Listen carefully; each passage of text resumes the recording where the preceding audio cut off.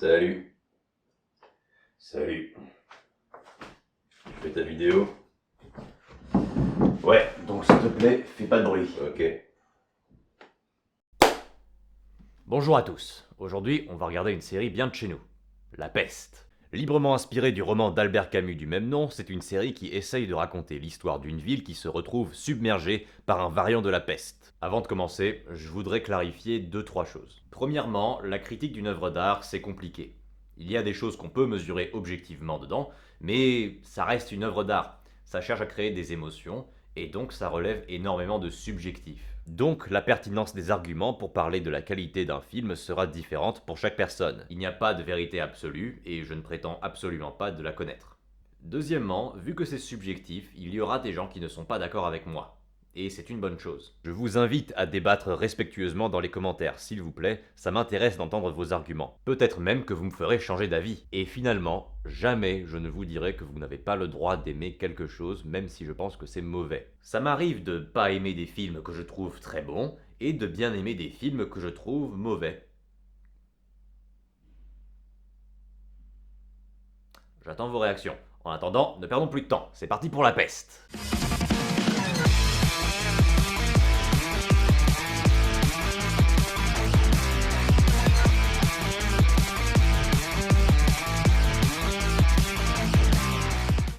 Tout commence dans le sud de la France. C'est l'été et les gens vont à la plage. Ils sont heureux quand soudain...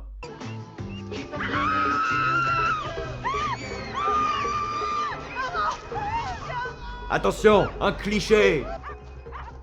Donne-moi ça là.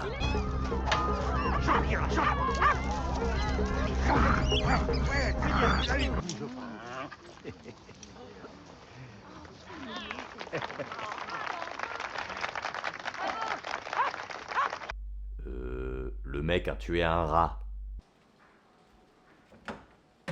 Regardez, il a mis la bouteille en plastique dans la poubelle jaune. Fais-moi des gosses! Oh, moi aussi. On rencontre ensuite le personnage principal, le docteur Bernard Rieux. De la vie générale, les curieux événements qui se sont produits dans ma ville en cet été 2030 sortaient de l'ordinaire. Ah, la voix off chiante. La meilleure manière de raconter quand on n'a pas d'imagination. Bon, dans le roman, Rieux est le narrateur, donc c'est un rappel au roman, c'est mignon. Oh, J'y vais. je t'ai pas entendu te lever. Avec cette chaleur, je dors de plus en plus mal. Pas toi. Et tu devrais en profiter pour te reposer. Hein. Mais je peux pas. J'ai 52 pages à traduire encore. Mais tu vas y arriver. Je vais vous remettre la scène comme moi je l'ai perçue. Mais je peux pas. J'ai 52 pages à traduire encore. On s'en bat les couilles, on s'en bat les couilles, on s'en bat les couilles. Attends, ça me revient, j'ai fait un cauchemar horrible. J'étais sur une balançoire, c'est toi qui me poussais. Et d'un seul coup, je sais plus, ça va me revenir, je te raconterai tout à l'heure. C'était quoi le but de cette interaction? C'était pour raconter une blague?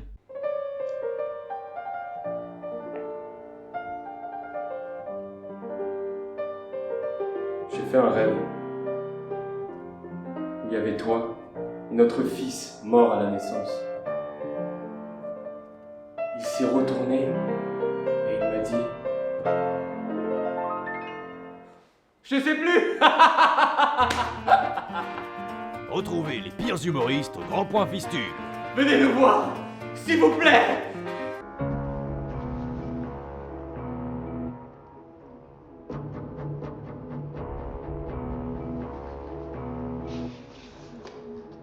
Un médecin généraliste, messieurs dames. Bon, on va ensuite rencontrer des nouveaux personnages, notamment Lucie, qui est prof de piano. Vous savez, une bonne introduction de personnage a pour but de préparer la suite de l'histoire du personnage. Donc, peut-être que ça va nous apprendre une faille de Lucie. Est-ce que ça va être un début d'un arc incroyable?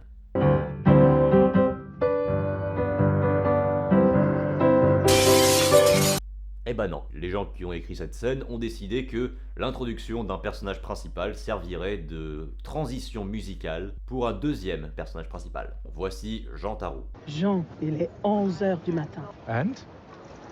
And nothing. Encore? Tout de suite. Adorable. Cougar!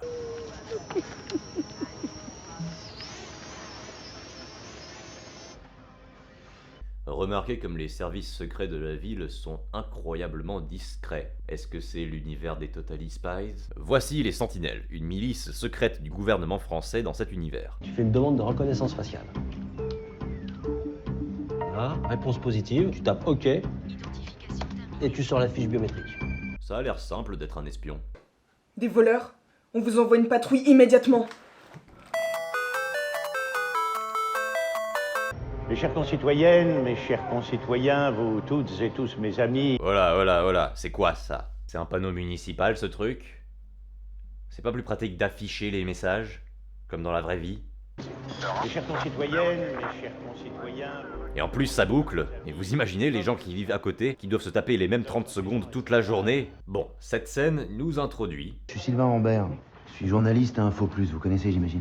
Comment? Info Plus. Pour notre nouvelle compagnie de voitures, j'ai pensé à un nouveau nom. Vente de bagnole. Vous êtes viré.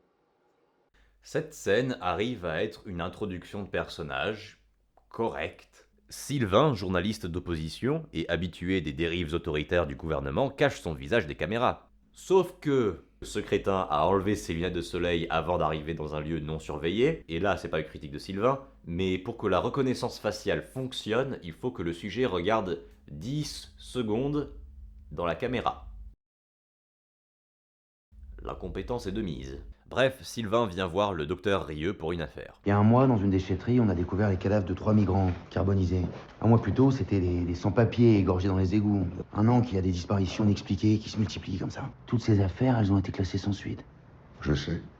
C'est une des spécialités du juge Othon. D'ailleurs, j'ai vu que vous vous étiez élevé contre certaines de ces décisions. En effet. Ça m'a même valu une suspension temporaire du Conseil de l'Ordre des médecins. Vous avez sûrement une idée. Et quand bien même, qu'est-ce que ça va changer? Vous aurez votre scoop, vous rentrerez à la capitale, et rien ne bougera dans cette ville où ils étouffent tout. Je suis lassé de tout ça. Je veux plus faire de politique. Bon courage. Ah, bonjour, docteur. Monsieur Michel, qu'est-ce que vous faites là? Je surveille, docteur. Je surveille les rats. Ce matin, il y en avait 3, là, devant mon paillasson. Plein de sang, dégueulasse. Il y en avait un aussi devant ma porte. Oui, j'ai remarqué que vous l'aviez laissé par terre comme un connard. Vous savez que cette histoire de rat, ça le rend malade? Je suis sûre qu'il a de la fièvre. Oh, ça va passer. Allez, hein. Oh, mais arrête. Arrête-toi. Quel lien d'amour passionnant, j'en chialerais presque. Arrêtez tout là! On fait la grève parce qu'on est payé comme de la merde pour faire ce boulot! Qu'est-ce que vous faites là? Non,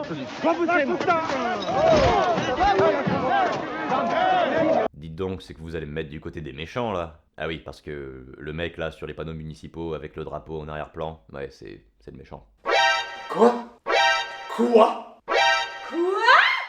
Ouais, quelle surprise. Et maintenant, les caméras marchent à la perfection. Oumar Diop, né à Dakar le 18-07-89. Et celui-là, faudrait le renvoyer chez les chimpanzés. Je crois que les gens vont comprendre que les méchants sont racistes. Non, je pense pas, c'est peut-être un peu subtil. Et s'ils disaient le N-word? Oh putain, ça c'est une bonne idée. Et 2 fois. Oh, ça part tout de suite! Vous avez vu comment ça se passe quand on essaye de discuter?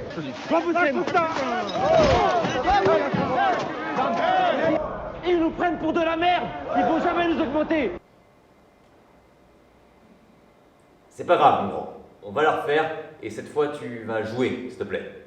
Donc, voici le maire, le chef des sentinelles, Pascal Praud, qui est chef des services hospitaliers, et ce gars, qui est en fait un espion pour le docteur Rieux.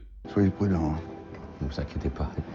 Ils me croient sourd, alors personne ne se méfie de moi. Et ben heureusement que les gens sont quand même vachement cons dans cet univers, parce que c'est vraiment un gros plan de merde. Le maire veut continuer son programme estival malgré le nombre inquiétant de malades, et Pascal Praud, oui je sais qu'il a un prénom mais je m'en fous, lui donne le feu vert. Ta saison touristique n'est pas en danger, mon cher Pierre. Bien.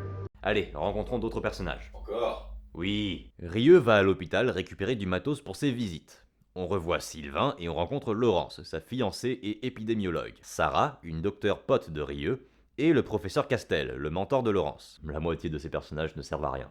Comme je l'ai dit, il y a beaucoup de malades dans la ville et les services médicaux sont en sous-effectif. Rieux a amené un échantillon d'un patient pour le faire analyser par le professeur Castel. Évidemment, c'est une maladie qu'il ne reconnaît pas tout de suite. Donc, Rieux va soigner des patients, et on rencontre... Encore des personnages. Ouais. Voici Nora et sa famille, des immigrés ukrainiens. Leur maman meurt, et les enfants se retrouvent à la rue. Ouais, on va commencer à passer les scènes qui servent à rien. De retour chez Rieux, on voit que le concierge est malade. Et il meurt. Qui ça? Le concierge. Tu te souviens pas du lien d'amour formidable qu'il avait eu avec sa femme? Allez, hein. Oh, mais arrête. Arrête-toi. Bon, trêve de conneries. Cette scène est censée être triste, mais ça marche pas du tout. Le fait qu'on ait eu que cette scène avec eux deux, ça fait qu'on n'est pas attaché à ce personnage. Après, on n'est pas censé être attaché à ce personnage autant que les protagonistes. Mais donner autant de temps et de travail à cette mort, ça me paraît superflu. Parce que oui, cette scène a certainement coûté pas mal d'argent.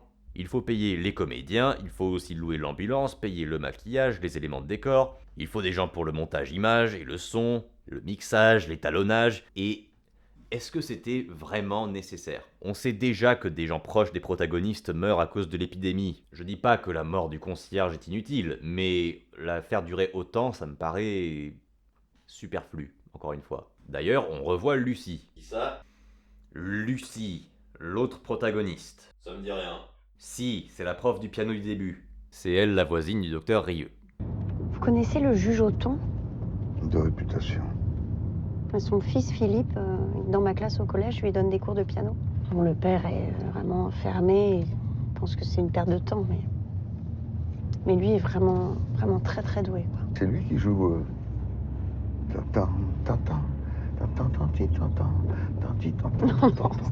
Non, ça c'est le gai laboureur. Vous savez, cette série a beau être nulle, il y a quand même des interactions de personnages qui sont vraiment sympas, portées par des acteurs et des actrices qui savent ce qu'ils font et qui font de leur mieux malgré le script et la direction pourrie qu'on leur donne. C'est limite dommage. Je suis médecin, je peux vous aider. Fous-moi la paix, connard. On va tous crever. C'était complètement gratuit, juste pour faire une transition choc.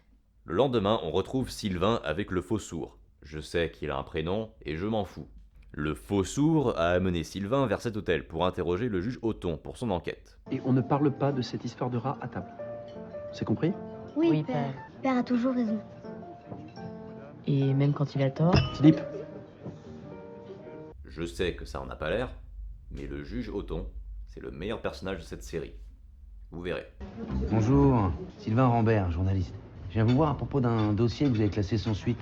Vous savez, sur des cadavres de migrants qu'on a retrouvés dans une déchetterie. Comment est-ce que vous osez m'importuner à table? Bernard. Je reviens vous voir lundi alors. Bernard, s'il lundi, vous plaît. ça vous va? Allez chercher monsieur À le lundi. commissaire. Un journaliste professionnel, messieurs dames. Au même moment, un drame se passe. Oh non, pas la cougar. Ah, elle, par contre, tu te souviens. D'ailleurs, elle est morte comment? J'ai du mal à croire que ça soit la peste quand dans toutes les scènes précédentes, elle était saine comme une fleur et il n'y avait pas l'ombre d'une toux. Et toi, là, t'as pas remarqué qu'elle vomissait du sang quand vous baisiez? La mort de notre cougar préféré permet à Rieux de rencontrer Jean Tarou. Ne la touchez pas. Mon verre s'est brisé comme un éclat de rire. C'est un poème d'Apollinaire. Je sens que je vais bien t'aimer, toi.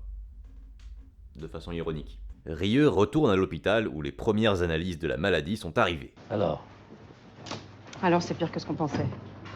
La première analyse génétique révèle qu'il s'agit d'un variant de la souche Yersinia pestis. Yersinia pestis. La peste, vous êtes sûr? Oui, j'en suis sûre. C'est la fin du premier épisode. Pas terrible, mais ça va encore. L'épisode 2 commence avec...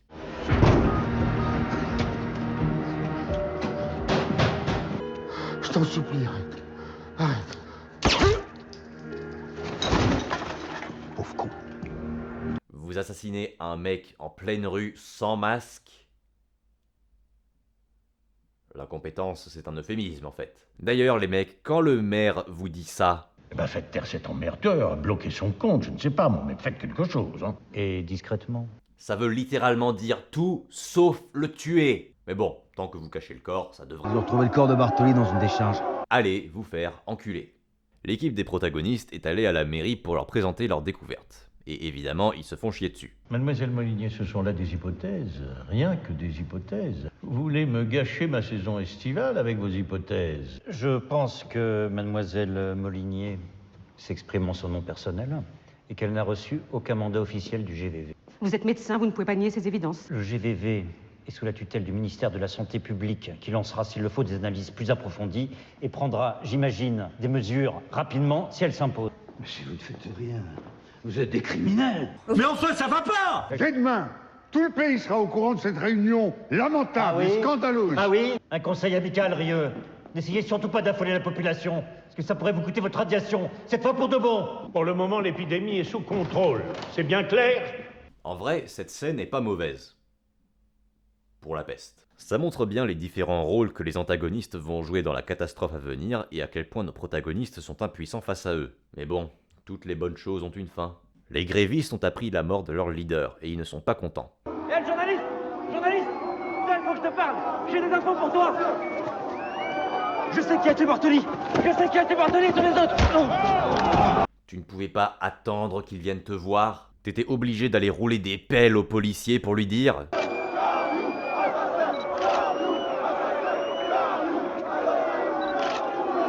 Le docteur Rieux croise Jean à nouveau dans son cabinet.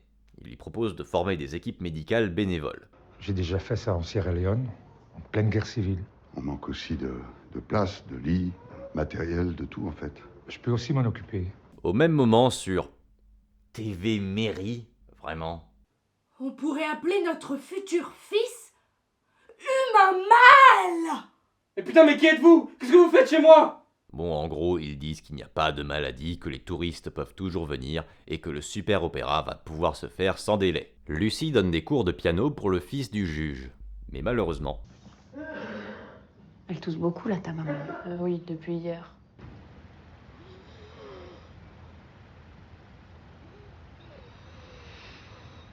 C'est grave? Oui, monsieur le juge, c'est grave. Et une ambulance va arriver sous peu. Là. Préparez les affaires de votre femme. Mais surtout, isolez les enfants. Mais attendez, qu'est-ce qui se passe? Un mi-temps de la peste, monsieur le juge. À notre époque, mais c'est impossible. Et quoi, on ne fait rien?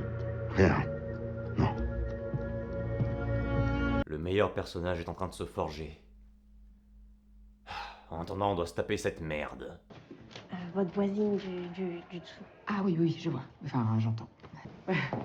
C'est fou, hein, je vous imaginais pas du tout aussi jolie. Pardon?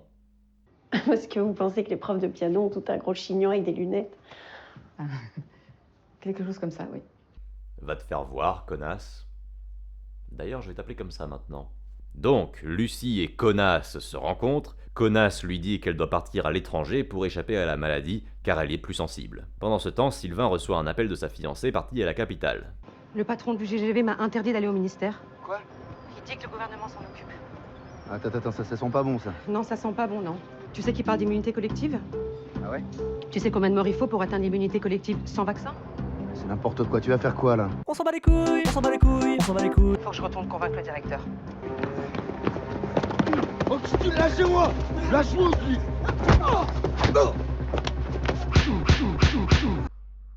Une tentative d'enlèvement en pleine rue, sans masque. Au moins au début, il faisait nuit et ils étaient dans les ruelles. Mais Francesco, vous me direz, c'est pour montrer qu'ils sont en impunité totale parce que c'est un gouvernement autoritaire. Ok? Dans ce cas, pourquoi dans les autres scènes avant, ils portaient des masques? Ça s'appelle la cohérence, d'accord? On choisit un truc et on s'y colle. D'ailleurs, notez que les citoyens de la ville sont très solidaires. Ils viennent aider Sylvain. Ce dernier va voir le docteur Rieux, puis il va à l'opéra pour qu'il puisse observer le chef des sentinelles. Mais la soprane s'est faite infecter, et c'est évidemment un fiasco total. Vous pouvez l'emmener. Allez, messieurs. J'ai le préfet Chauvat au téléphone. Je pense qu'il te dira lui-même qu'il te trouve complètement incompétent. J'ai fait ce que j'ai pu pour te protéger, Pierre. Voilà le résultat. Tu dérailles complètement. Qu'est-ce que tu racontes? Qu'est-ce que vous foutez là, vous? Arrêtez de filmer! Je fais mon métier. Il arrête vraiment de filmer, ce con! Même pas un enregistrement sonore? Journaliste en carton. Voilà ce qui arrive quand on refuse de prendre des mesures sanitaires drastiques. Nicolas, qu'est-ce que tu racontes? C'est drôle que vous disiez ça parce que l'autre jour à la télévision, vous aviez l'air très confiant. Ah oui? Ouais, très confiant. Oui, c'est Alors vrai. dites-moi si je me trompe, mais je me demandais du coup si vous comptiez vous présenter aux prochaines élections contre votre grand ami Carillo. Je vous emmerde. Cet élément n'est pas si mal. Pour la peste. Pascal Praud, dans la série, est un docteur, donc il devrait connaître les bonnes mesures à prendre face à la peste. Mais il a délibérément choisi de mentir sur la gravité de la situation et de rassurer le maire sur sa saison estivale pour ensuite pouvoir mieux le dénoncer aux prochaines municipales. Ouais, bah l'ancien maire, il a très mal géré l'épidémie et il y a eu plein de morts à cause de lui. C'est plutôt malin. Même si on est dans un monde post-Covid et que du coup les politiques devraient avoir de l'expérience là-dedans. Et la stratégie de Pascal Praud a tout de même une faille.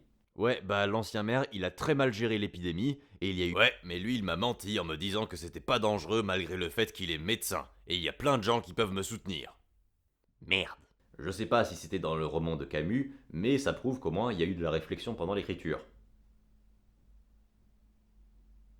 Ce qui rend beaucoup d'autres choses très difficiles à défendre. En parallèle de ça, la femme du juge Othon décède de la peste. On a fait tout ce qu'on a pu. Je comprends pas que les autorités ne fassent rien. Ils ont eu le culot de m'envoyer leurs condoléances. C'est criminel. C'est criminel.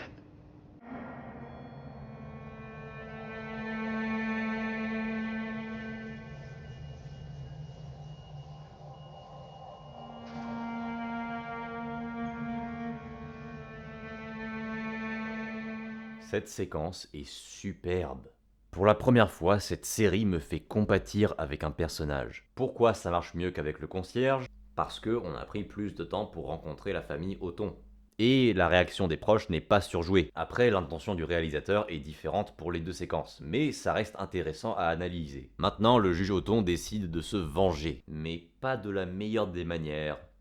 Et on introduit un autre personnage, le prêtre TikToker. Merde. De quoi est-elle morte exactement? La peste. Il faut absolument prévenir nos concitoyens. C'est ce que je pense.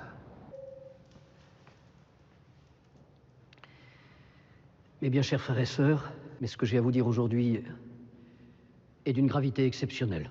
Trop longtemps, ce monde a composé avec le mal.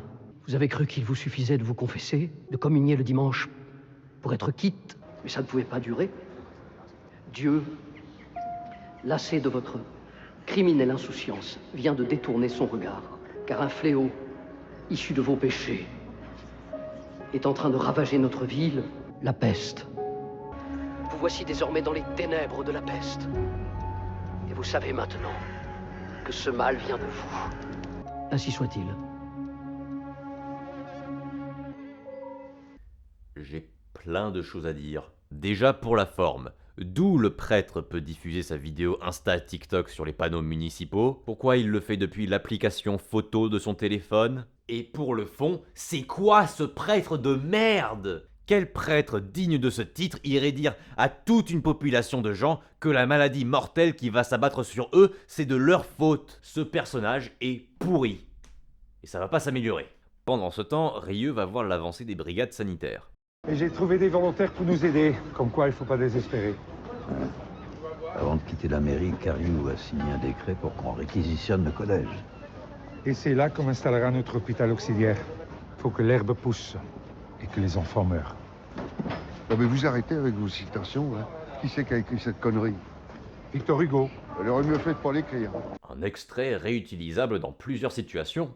Vous me gavez. Ne vous approchez pas, vous voyez pas que c'est la peste? Oh, putain, je sais pas. Elle est malade. Restez pas là, dégagez. De toute façon, il en dit sur les réseaux sociaux, c'est peut-être contagieux. Moi, je m'en vais. Vous vous souvenez quand les citoyens étaient solidaires entre eux? Ouais, les scénaristes non plus. Sylvain squatte chez le docteur Rieux pour éviter de se faire enlever. Sauf qu'il veut retrouver sa fiancée car son téléphone est bloqué par les sentinelles. Faut que je comprenne ce qui se passe. Tant pis pour l'enquête, et puis... Puis quoi? Et puis, j'ai pas envie de jouer au héros prêt à mourir pour des idées. J'ai pas beaucoup de goût pour l'héroïsme. Pour moi, la seule façon de lutter contre la peste, c'est l'honnêteté. Et ça n'a rien à voir avec l'héroïsme. De quelle honnêteté vous parlez? De celle qui consiste à bien faire son métier, tout simplement. Je suis pas un journaliste honnête. Moi, j'ai changé et j'ai besoin de l'avoir. Parce que vous l'aimez. Pour moi, c'est plus important que le reste, ouais. Et vous pensez que j'aime plus mon métier que ma femme? J'ai pas dit ça, hein. Cherche pas Sylvain, c'est le personnage principal, il a toujours raison. Bon, vu qu'on se fait chier, on va parler un peu de mixage audio. Au fond, je vous admire. Vous savez, ça serait bien si on pouvait entendre les comédiens. S'il vous plaît, détective, dites-moi où est mon fils.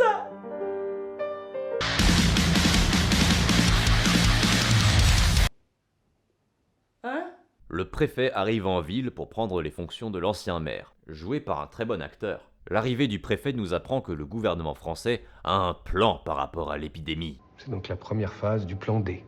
Le plan D. D, comme Darwin. Dans l'histoire des pandémies, la bactérie Yersinia pestis, hautement pathogène, a toujours favorisé la sélection des variants génétiques chez les survivants. En d'autres termes, avec ce virus, les personnes âgées, les mal foutus, les comorbidités, tout ça. Et seuls les plus forts s'en sortiront. C'est votre idée? Non. Je ne suis qu'un petit exécutant. Ce protocole expérimental nous vient d'en haut. Nous nous servirons de cobayes si par malheur le bacille se propage dans d'autres villes. Et Rieux? C'est vrai qu'on l'appelle le médecin des pauvres. Celui-là, pour l'instant, on n'y touche pas. À force de le mythologiser comme ça, vous allez me faire croire que c'est le nouveau Jésus. La première phase du plan Darwin, c'est de confiner la ville et d'empêcher les gens de sortir. Ça la fout mal à Sylvain qui ne peut pas rentrer dans la capitale voir sa fiancée. Non, si vous n'avez pas de laisser passer, faites demi-tour. Laissez-moi passer s'il vous plaît, j'ai des Reculez, enfants dans la madame, voiture. reculez. Oh, ça va pas ou quoi? Madame. Vous êtes devenu fou, quoi? Reculez, monsieur. Vous faites quoi, là, vous? Dernière sommation. Toujours aussi subtil. On peut pas avoir quelque chose de bien fait pour une fois. Je suis désolé de vous déranger. J'aimerais bien que Philippe reprenne ses cours de piano. Ça fera l'affaire.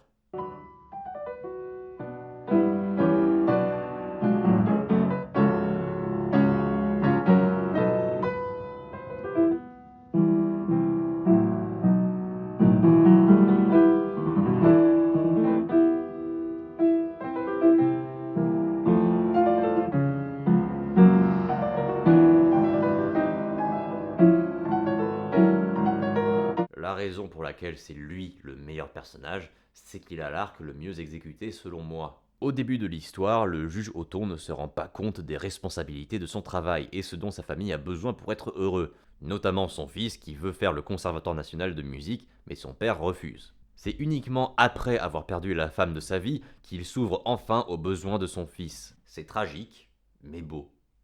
Et c'est pas fini.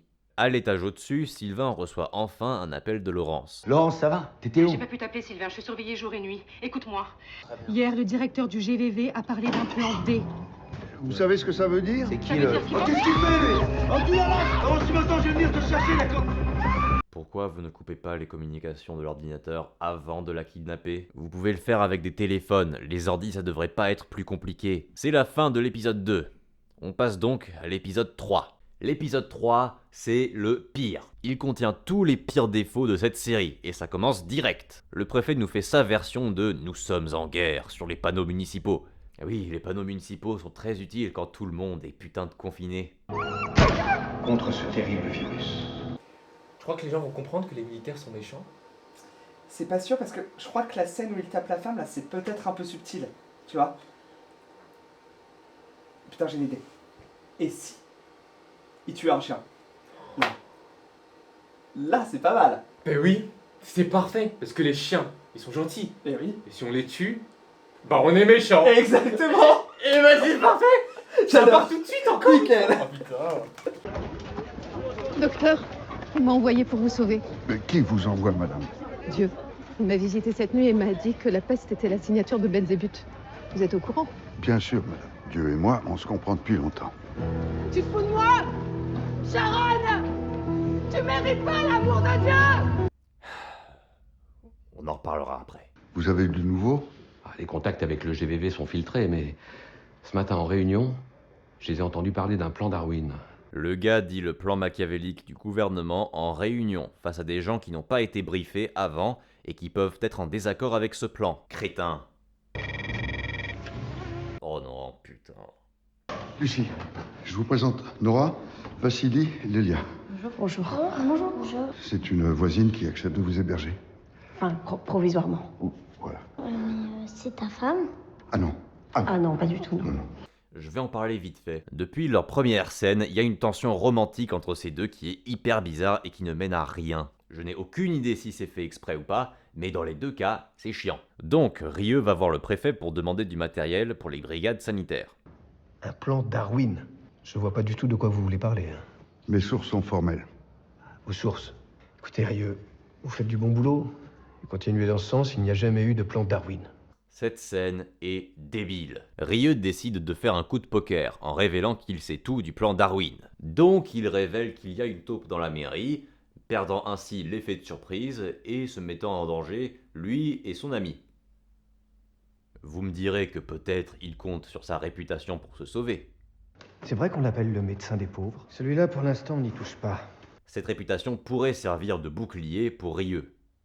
Mais j'ai des contre-arguments. Déjà, cette réputation ne protège pas ses amis, on l'a vu. Ensuite, ce gouvernement n'a eu aucune hésitation à assassiner un autre opposant politique. Et le bouquet final... Oui, monsieur le ministre. Je peux ?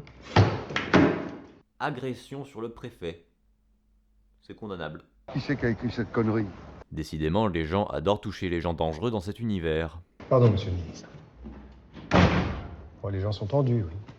Pendant ce temps, l'ancien maire est sous bracelet électronique chez lui. Ça va aller, papa? Faudra bien. Ouais, moi j'y vais. Tu vas où, à l'hôpital? Non, je vais retrouver Rieux. De plus en plus de malades, alors on est complètement débordés. Tu fais attention à toi, hein? Tu prends pas de risques, surtout. Ouais, bien sûr que je vais prendre des risques. Tu sais que ce virus est très contagieux. Je sais qu'il est très contagieux, c'est pour ça que je vais prendre des risques. À quoi ça sert d'être médecin si tu prends pas de risques?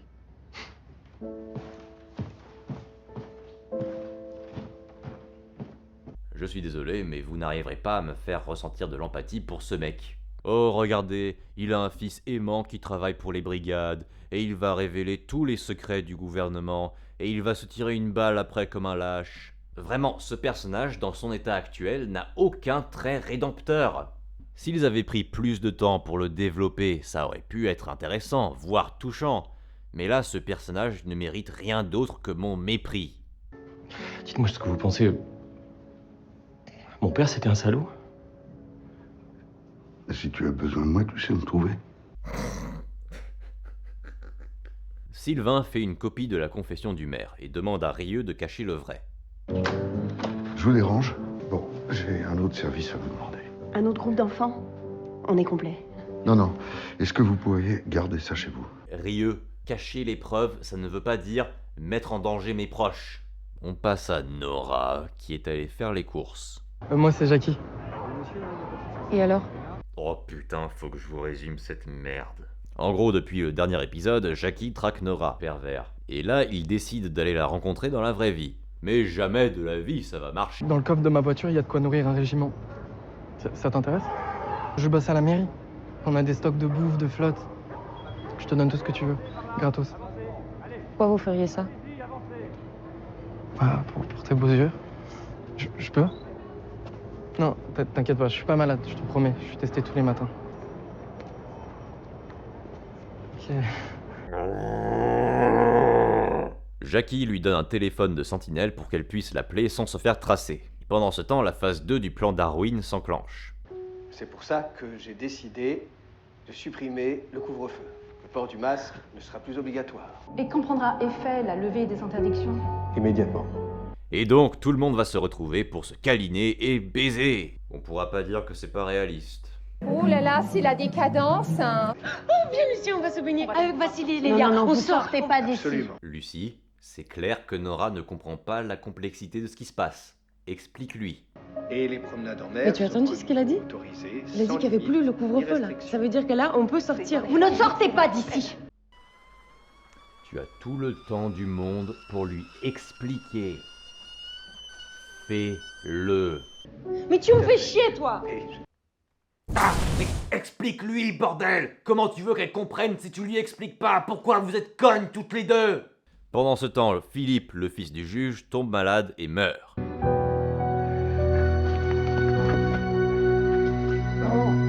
Non! Excusez-moi, j'ai fini le dernier bout de papier toilette. Non! T'as pas eu la moyenne au bac. Mange tes épinards. Ton père a vu ton historique internet. Vous savez, Rieux, pour moi aussi, la mort d'un enfant est insupportable. Il faudrait se réjouir que votre Dieu lui tende les bras, c'est ça, mais moi ça me met en colère, ça me révolte. Évidemment que c'est révoltant, mais peut-être qu'il est temps d'accepter ce qu'on ne peut pas comprendre. Ah, les voies du Seigneur sont impénétrables, hein, c'est ça. Arrêtez votre baratin sur les miséricordes, pas nous. J'en peux plus d'entendre ces conneries. Bon, depuis l'épisode 2, la série a mis en place une nouvelle thématique. La religion en temps de crise. Et le moins qu'on puisse dire, c'est que les scénaristes ont pris position. Pourquoi tant de dévouement si vous ne croyez pas en Dieu? Si je croyais en un Dieu tout-puissant, je lui laisserais le soin de guérir les malades. Mais à ma connaissance, ce Dieu-là n'existe pas. Un argument qui caractérise bien le personnage. Et la série le soutient dans ce débat. Parce que pour que ça soit un débat, il faudrait que l'autre côté ait des arguments. Et quels sont les arguments du côté des religieux? Vous avez cru qu'il vous suffisait de vous confesser, de communier le dimanche, pour être quitte? Tu te fous de moi? Sharon! Tu mérites pas l'amour de Dieu! Et le pire, c'est cette scène, où le prêtre est incapable de parler comme un être humain. Les prêtres, c'est pas des robots, d'accord? Ils peuvent parler d'autre chose que la religion. Quand une partie du débat ne peut pas répondre ou alors devient hystérique, ça devient stigmatisant. Moi, je ne suis pas religieux, mais je peux comprendre pourquoi des gens deviendraient religieux quand il y a une tragédie ou en temps de crise. Le petit Philippe Othon est mort. On s'en bat les couilles, on s'en bat les couilles, on s'en bat les couilles. D'ailleurs, il y a Sarah qui est morte aussi. Qui? Heureusement, il n'y a aucun espoir. Oh! C'est un autre problème de cette série. Trop de personnages mal exploités. On peut avoir beaucoup de personnages dans une œuvre si on sait bien les introduire et les gérer jusqu'à la fin de leur histoire. Mais la série ne sait jamais combien de temps accorder à ces personnages secondaires. Il y a des trames qui se développent trop rapidement. Par exemple, le vieux Castel qui trouve un vaccin dès la première semaine d'épidémie. Chapeau. Et d'un autre côté, t'as des trucs de merde qui prennent trop de temps pour rien. Mais on y reviendra. Ah ouais, je l'avais oublié, lui. Monsieur le directeur.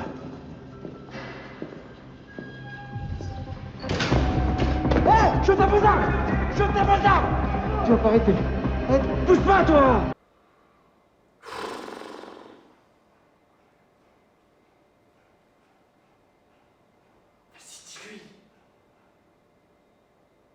La prison de merde, c'est la pire partie de cette série. Parce que elle est presque inutile.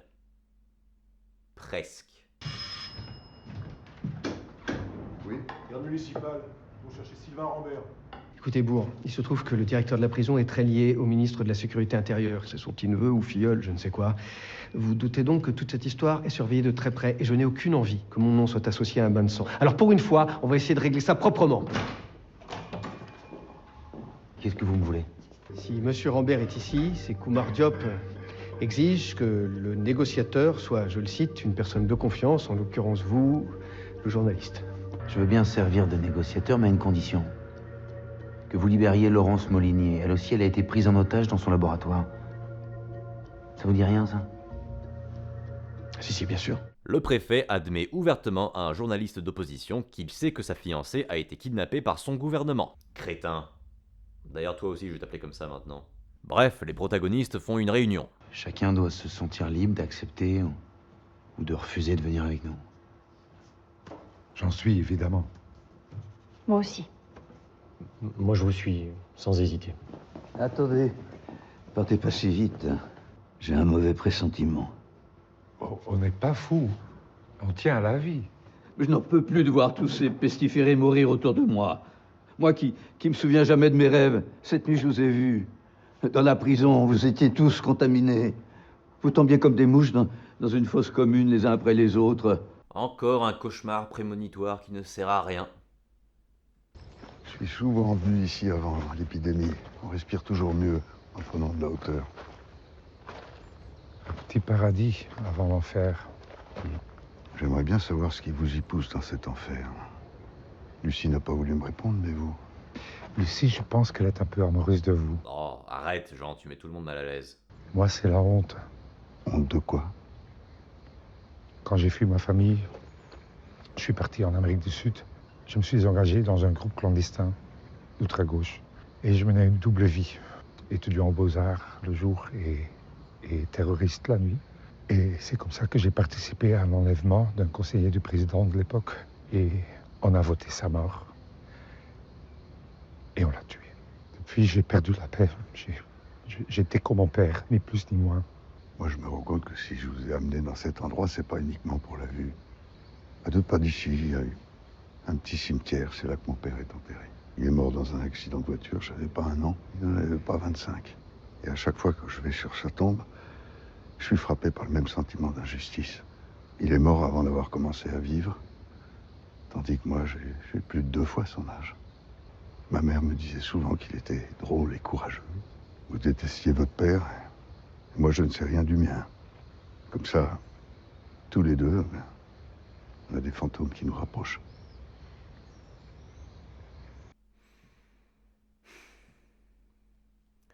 Cette scène est pas mal. Pour La Peste. C'est un joli moment où on met l'intrigue principale en pause pour qu'on connaisse nos personnages un peu plus. Et en vrai, ça marche. Bref, le lendemain, les brigades se dirigent vers la prison. Qu'est-ce qui se passe, Richard? Alors rassurez-vous, on va pas appliquer votre plan Darwin, nous. L'ironie. Et bizarrement, c'est pas jouissif. Normalement, je devrais être extasié qu'il lui arrive un truc mal à ce connard. Et faites pas genre, ça vous est déjà arrivé aussi. Mais la série a tellement mal géré ce personnage que je m'en tape. Allô? T'as vu ça, à la télé, il y a la meuf chez qui t'habites? Oui. Dis-moi, Nora. Je peux venir? Oh putain. Nora, tu l'as connue à peine quelques minutes. Ah oui, j'avais oublié. On est dans La Peste. C'est les clichés à gogo. Donc, forcément, les filles qui viennent de l'Europe de l'Est, ce sont des putes faciles. Eh bah oui, ça fait sens maintenant. Connard. Les portes de la prison viennent de se refermer. T'inquiète. Viens, on baisse devant eux. Ça m'excite. Et sur ce, on passe au dernier épisode. Et tant mieux, parce que j'ai envie d'en finir. La brigade des minables arrive dans la prison. Ils sont là-bas, les gardiens. Faites un premier bilan. Je vous préviens, c'est pas une prison, c'est un cimetière. Ah ouais. On est vite passé de grévistes se battant pour les droits du travail à terroristes. En fouillant dans la prison, ils trouvent des documents qui sont importants pour le scénario. C'est des bouts de papier qui incriminent Pascal Praud et le gouvernement. Voilà. Nous sommes en direct sur les lieux de la mutinerie et nous sommes toujours sans nouvelles du docteur Rieux, de Sylvain Rambert, le négociateur, et du reste de la brigade sanitaire. La tension est à son comble. C'est quoi cette journaliste qui parle comme un commentateur sportif? Et les Allemands ont détruit la ville de Saint-Nazaire. Tous les bâtiments sont détruits. On vit un grand moment de l'histoire, Jean-Christophe. Mais tout à fait, mon cher Jean-Louis. Il faut dire que le capitaine de l'équipe allemande sait parfaitement motiver ses troupes.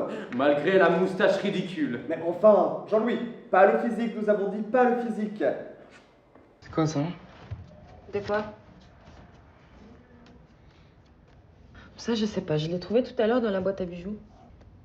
Je m'appelle Pierre Cariou. Je le connais, lui. Pendant 17 ans, Je l'ai vu à la télé. et aujourd'hui, je ne peux plus me taire. Tu vois, Rieux, c'est pour ça qu'on cache pas les preuves chez ses amis. Où il y a des enfants. Connard. Jackie? Salut, chef. Bon, bah, je peux pas vous dire où je suis, mais je peux vous dire ce que je fous. Je viens de brancher une clé sur un écran. Et je suis tombé sur une vidéo de l'ancien maire. Et bah, dans cette vidéo, il balance tout. Tout sur les pourris de la ville. Tout ce qu'ils font depuis des années. Il y a tous les détails. Vous allez parler au capitaine, lui demander 50 000 euros, et je lui rends la clé. 50 000 euros? C'est tout? T'as de quoi l'envoyer en tôle pour le reste de sa vie, et tu lui demandes juste 50 000 euros? Mais rajoute quelques zéros, bordel! Attends, mais 50 000 euros? Mais avec ça, on va pouvoir partir? On va où? Bah, je sais pas. Où tu veux. Vous avez vraiment essayé de faire les Roméo et Juliette contemporains? En plus de La Peste? Pendant ce temps, dans la prison de merde, il faut faire sortir tout le monde. Sauf que... Ça y est, ça sort.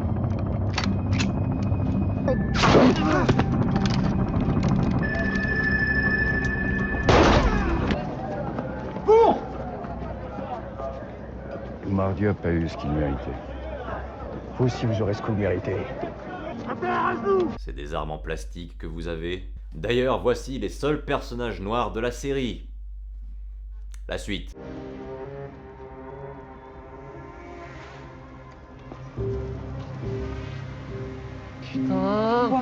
Tu t'attendais à quoi, débile? Qu'ils allaient te laisser faire ton chantage tranquille? Bah allez, viens là! Mais dis-moi, préparez vos affaires vite. Non, les gosses ils bougent pas là, ils restent ici, ils bougent non, pas. moi je parle pas seul, je vais pas les laisser ici tout seuls. Oh, l'amour fraternel, Quoi, bah reste là. Mais attends, mais Jackie! Non, les gosses ils bougent pas là, ils restent ici, ils bougent pas. En fait, si t'es un bon personnage pendant plus de 2 secondes, tu meurs. Lâche-moi! Attends, Mosek, je vais t'expliquer. Jackie! Je vais pas les laisser ici tout seuls. Quoi, bah reste là.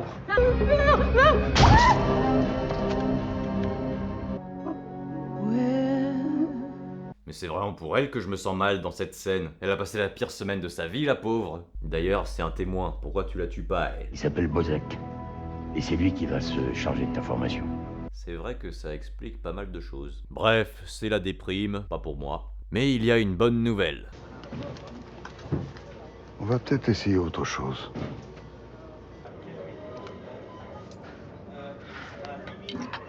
Tu sais qu'on n'a aucun recul sur ce vaccin. Je n'ai testé que sur des souris. C'est comme ça que Pasteur a procédé. C'est pas faux. Rieux, t'es un enculé. Et j'aime bien. Vous allez en faire quoi de ce document? Vous croyez pas qu'il vaut mieux vous occuper de votre femme? Quand vous me direz où elle est, ouais. Je vous jure que j'ai demandé à ce qu'elle soit déposée au checkpoint numéro 6. Une caméra de surveillance l'a filmée, près de l'hôpital central, mais l'image était mauvaise à cause de la fumée. Décidément, vous avez des sacrées caméras de merde. Est-ce que la caméra a été placée dans la cheminée pour que la fumée obstrue sa vision? D'ailleurs, ça va, Laurence? Madame, s'il vous plaît, il faut partir. Tu veux un verre d'eau?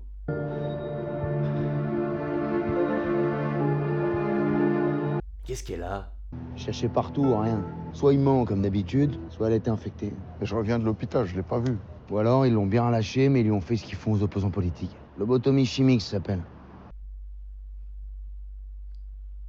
Pardon? Info plus, il y a un autre journaliste qui a enquêté sur ce genre de pratique. On l'a retrouvé le long d'une voie ferrée, il savait plus qui il était. Il sait toujours pas d'ailleurs.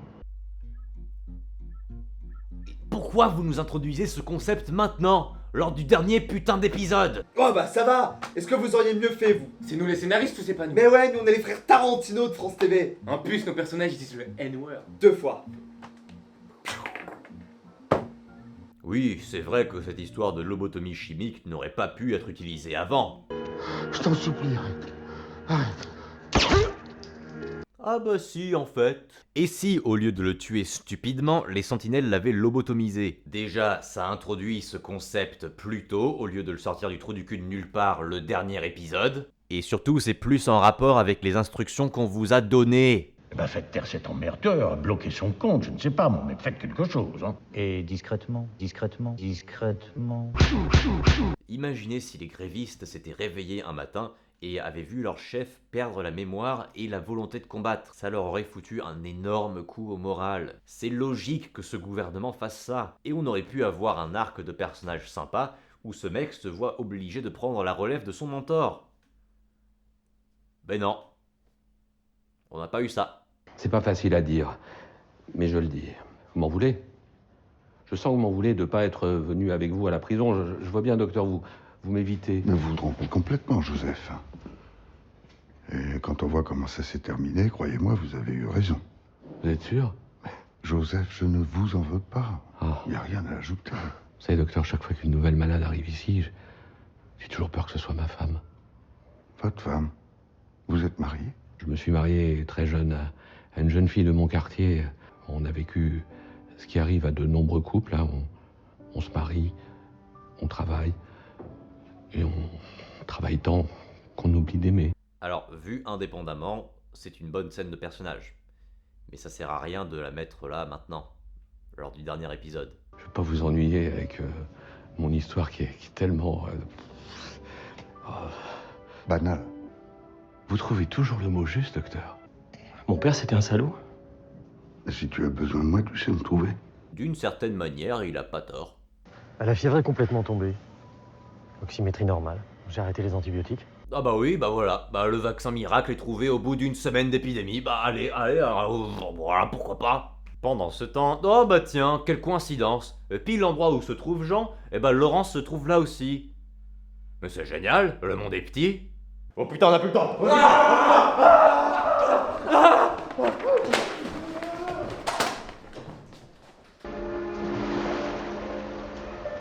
Madame, ça va? Jean va la chercher. Mais bordel, va la chercher!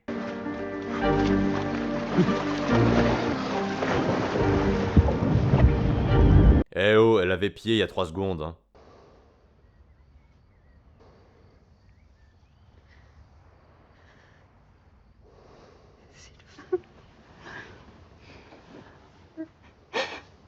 Oh bah oui, évidemment, le pouvoir de l'amour. Ça règle tous les problèmes, même ceux que vous avez introduits au dernier moment comme des putains de glands. Sérieusement, Sylvain nous parle de cette lobotomie chimique et 7 minutes plus tard, c'est réglé. Quel talent, merci de gaspiller mon temps encore une fois. Et puis un jour, à la fin de cet été-là, le bacille de la peste, comme rassasié, battit en retraite.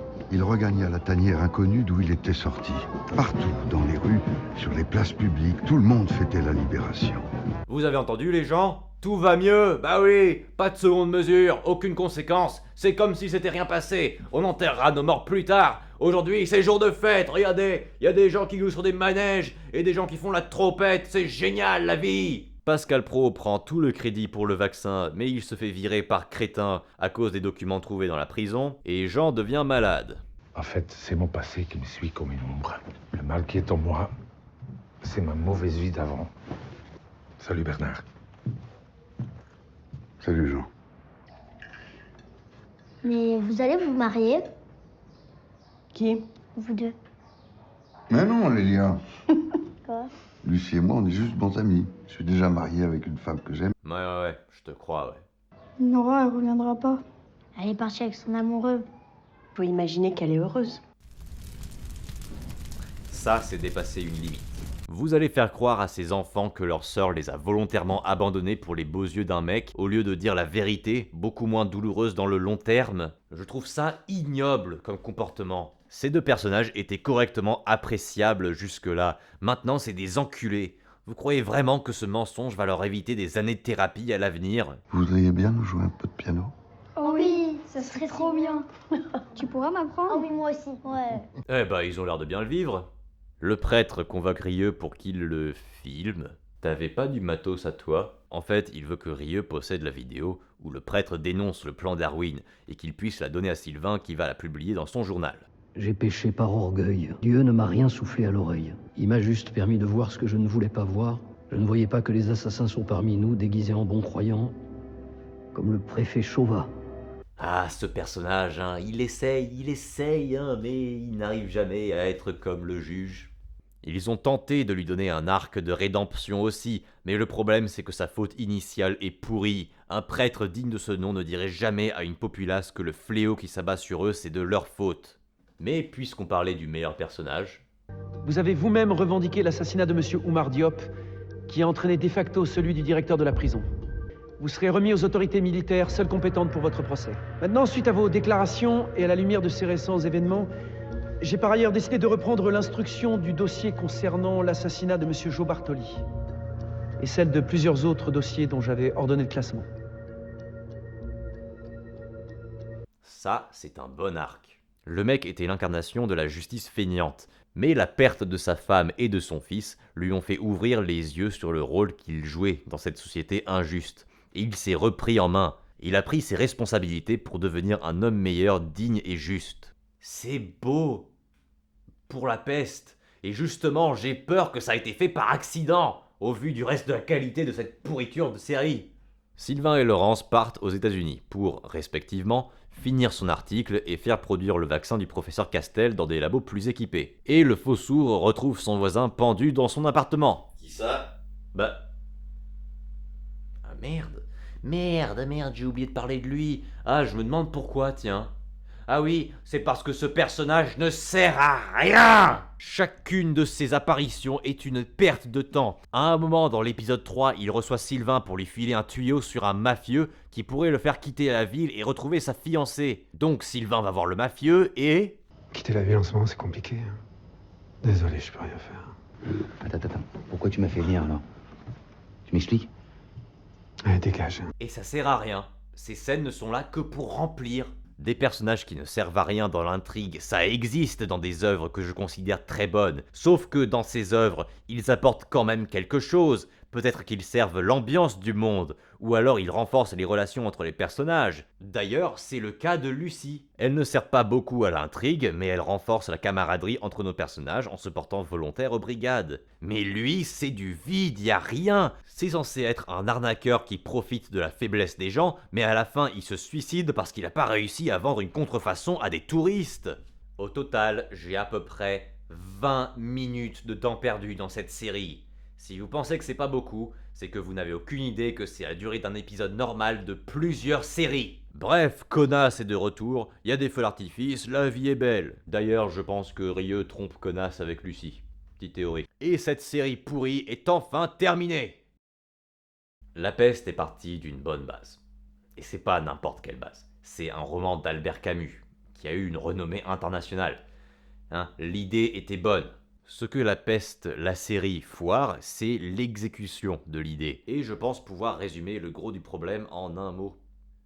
Le rythme. Quand on raconte une histoire, le rythme est d'une importance capitale. Si un film est trop lent, les spectateurs vont se faire chier, mais s'il est trop rapide, ça devient indigeste. Dans le cas de La Peste, c'est surtout trop lent, mais parfois trop rapide. Ça, c'est un vrai problème qui aurait pu être réglé en faisant plus d'épisodes plus courts. Comme ça, on fluidifie le récit. Pour ne pas aider, il y a une flopée de personnages qui servent à rien. En plus, la série étant une adaptation libre, les créateurs ont rajouté des personnages qui ne sont pas dans le roman. Merci messieurs les scénaristes, c'était une super idée.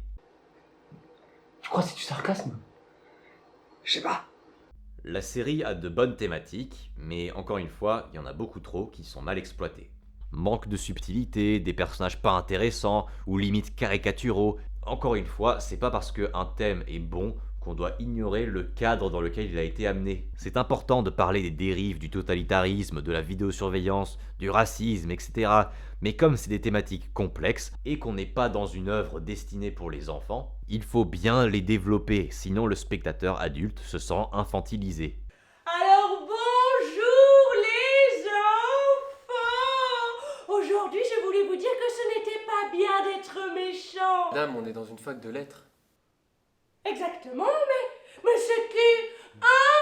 C'est qui les futurs chômeurs? C'est toi!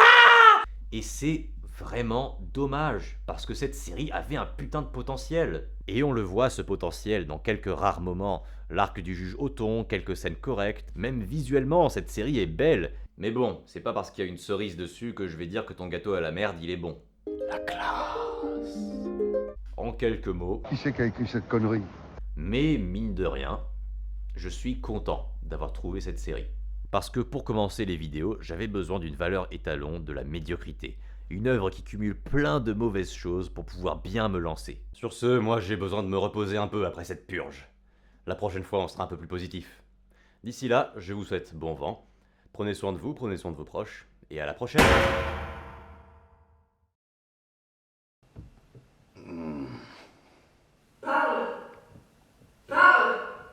Parle! Quoi?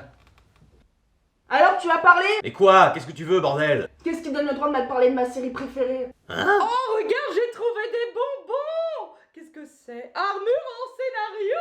Non, touche pas à ça. C'est pas pour les personnages secondaires. C'est sucré! Arrête avec tes conneries, mets ton masque! J'arrive pas à respirer là-dedans. Regarde, t'as vu, je t'ai dessiné des trucs sur le tien. Espèce de débile! Bon, moi je vais chier! Quoi? Bon écoute, je suis désolé si t'as pas aimé ma critique. Mais tu te souviens pas en début de vidéo quand j'ai dit que t'avais le droit d'être pas d'accord, mais qu'il fallait l'être respectueusement? Et puis t'as pas autre chose à faire que de me faire chier, t'as pas une vie? Non, en fait, je suis une chieuse professionnelle. Harceler les gens, c'est mon travail. Pourquoi la photo est autant à jour? Arrête avec tes questions, éteins ton putain de cerveau! Ah oui, c'est vrai que t'es là, toi. Merci pour l'estime.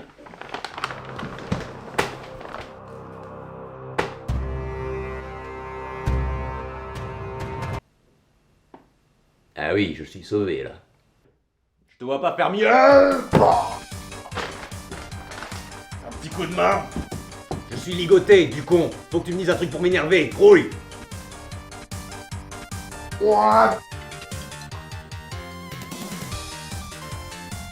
Le cinéma, c'était mieux avant.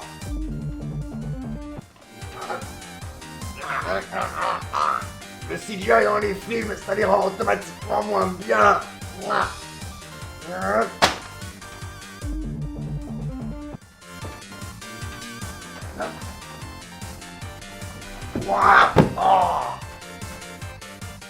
Les films d'animation, c'est que pour les enfants.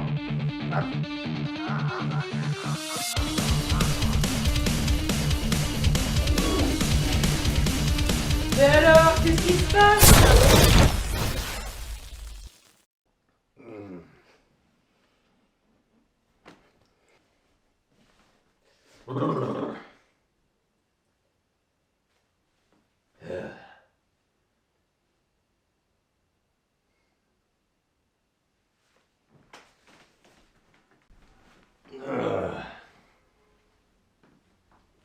Eh ben, J'ai aucune idée de comment j'ai survécu à ça. l'armure en scénario. Où t'as trouvé ce flingue? Je l'ai chié.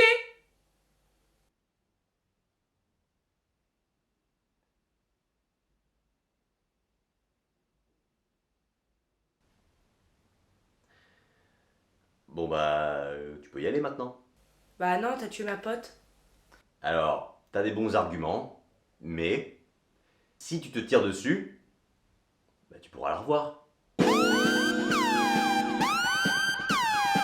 Ok. Eh ben ça a pas marché. Alors attends, tu as toute ta vie devant toi. Donc il y a 100% de chance qu'à un moment donné dans ta vie, tu vas te retirer dessus. Ok.